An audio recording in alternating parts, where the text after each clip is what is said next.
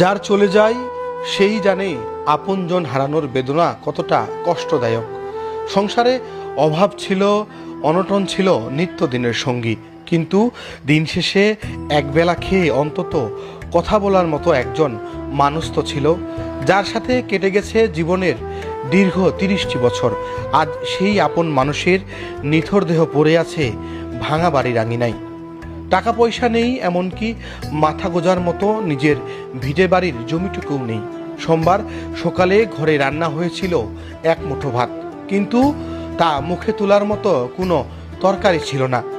এমন শত ব্যথা আর যন্ত্রণা বুকে নিয়েই পৃথিবী থেকে বিদায় নিলেন বৃদ্ধ ফজলুর রহমান। ঠাকুরগাঁয়ের বালিয়াডাঙ্গি উপজেলার পারিয়া ইউনিয়নের নিটালডোবা গ্রামের এক ভাঙা ঝুপড়ি ঘরে সন্তান ও মানসিক ভারসাম্যহীন স্ত্রীকে নিয়ে বসবাস করতেন তিনি। নিজে বৃদ্ধ হলে কি হবে, অন্যের বাড়িতে কঠোর পরিশ্রম করে দুমুঠো ভাত তুলে দিতেন পরিবারের সবার মুখে।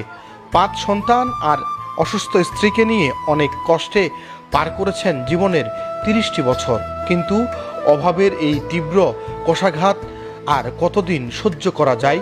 শেষ পর্যন্ত নিয়তির এই নির্মম অভাবের কাছেই হার মেনে নিলেন এই বৃদ্ধ। মানুষটা অভাবের কারণে মারা গেছে।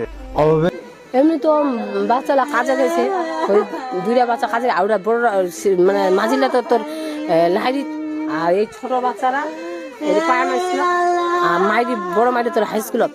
এই ছোয়ারি ইয়ার মা তোর থাকা লেখানে তোর ফিলে খাটনা জদালি বাগিয়া, আর ছোয়ারি ফিলে স্কুল গিয়া ওই ছোয়ারি আছে না জোদাখান লাগাচ্ছে, জমা খুলে দেখছে তো মোয়া ফাঁসি ডাঙা।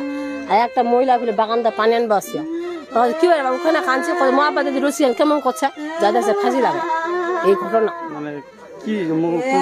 না না কোনো সমস্যা না, তো পাগলা ঘর ঢুকে ঢুকে সবসময় থাকে, যা মাথার সমস্যা। হ্যাঁ, এটা মানে 2-3 বছর 4 বছর হয়ে গেল।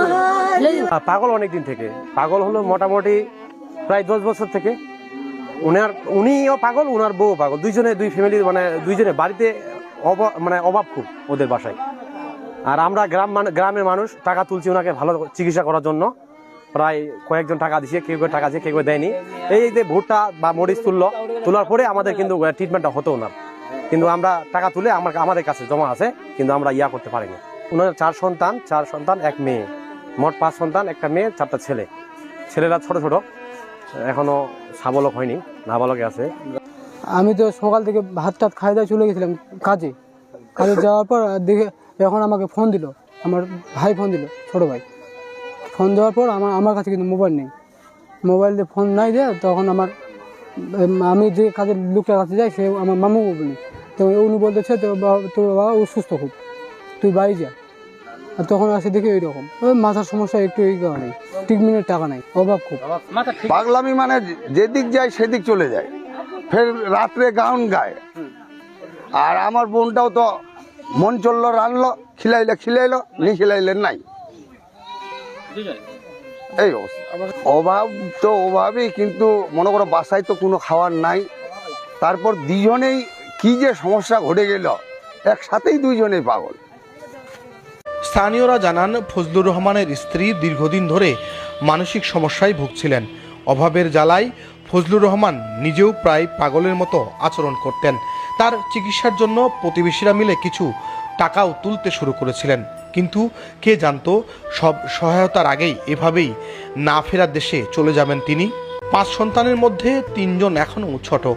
বড় 2 ছেলে, একজন রাজমিস্ত্রি জোগালে, অন্যজন হোটেলে কাজ করলেও বৃদ্ধ বাবার তেমন খোঁজখবর তারা রাখত না।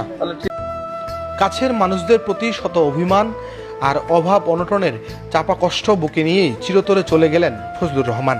পেছনে রেখে গেলেন এক ভাঙা কুড়ে ঘর, অসুস্থ স্ত্রী, অবুঝ সন্তান আর এক বুক করুণ স্মৃতি।